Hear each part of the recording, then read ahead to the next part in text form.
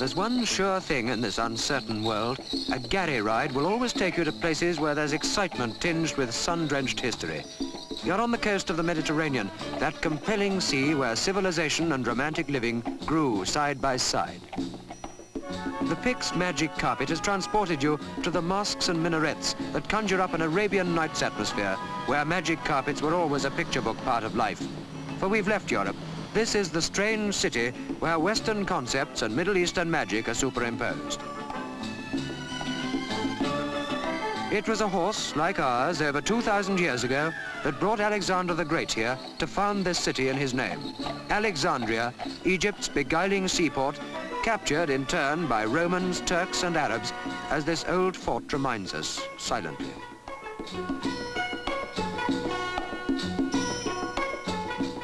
When the pharaohs ruled Egypt, this chunk of granite was hewn and hoisted in memory of an emperor who brought bread to the people starving from a 9-month siege.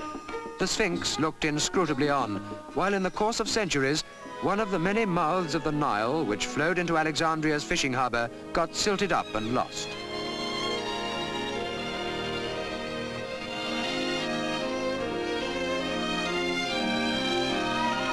You sail here in waters which once were lit by the great Pharos lighthouse, the seventh wonder of the ancient world, destroyed in an earthquake a mere matter of 600 years ago, just the day before yesterday in Egypt's historical reckoning.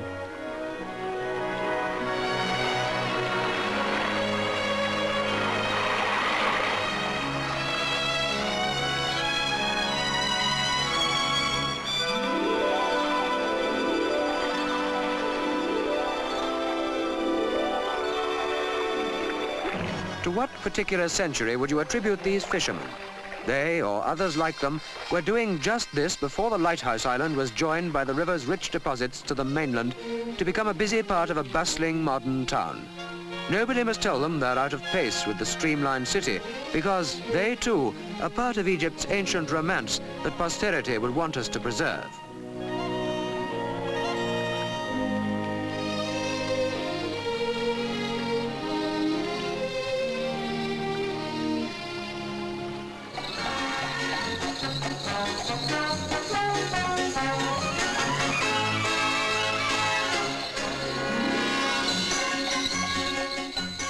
When Arab horses stormed into Alexandria 1,300 years ago, they found 4,000 palaces and baths, 12,000 gardeners and 400 theatres dating back to antiquity.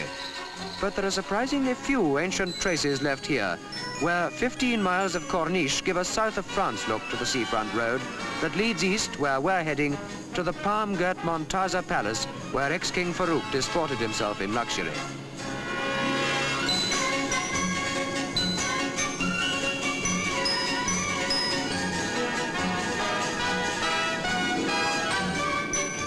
We're heading for a pleasure ground where life goes swimmingly.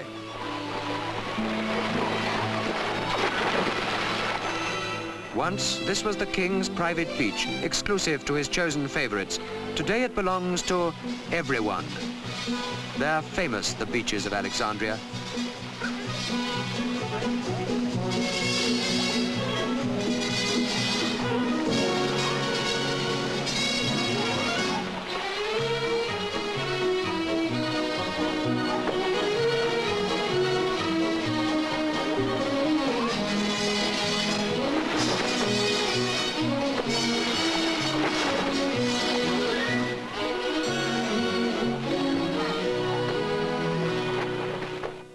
From the dazzling sunshine, we've come now to the shadowy world of the catacombs, one of Alexandria's ancient remainders that survived all the sieges and rebuilding, to be discovered by chance just 60-odd years ago.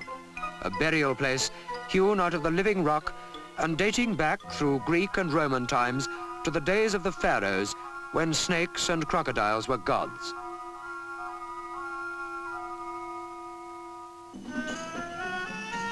In the Montaza Palace today, you can win riches if you guess right at roulette. But who can guess what riches, what hidden slices of history may be buried underneath?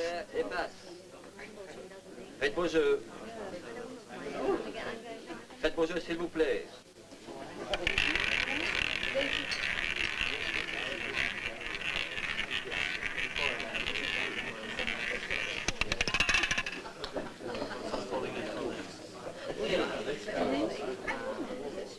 You've only got to go to the outskirts of town to encounter the one Egyptian creature that never changes and links the rich Nile Valley with the surrounding wilderness, the camel.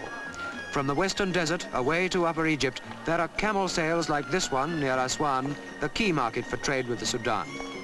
Here you see fellahin faces unchanged from the faces depicted on the tombs in the Valley of the Kings. Here, life has stood still through the scurrying centuries. Yet, ironically, it's here at Aswan, where the Nile bursts through the granite rocks in a huge cataract, that a great dam is to be built, which will fertilize the desert wastes, but must inevitably inundate some of the ancient monuments. The biggest change that Egypt's seen in 3,000 years. There have been changes too in the Red Sea. Here at Hurghada, the capital of the area, you can take a motorboat out among the coral reefs for the sort of fishing that most people only dream about. The perfect excursion, here where not long ago pirates made life perilous.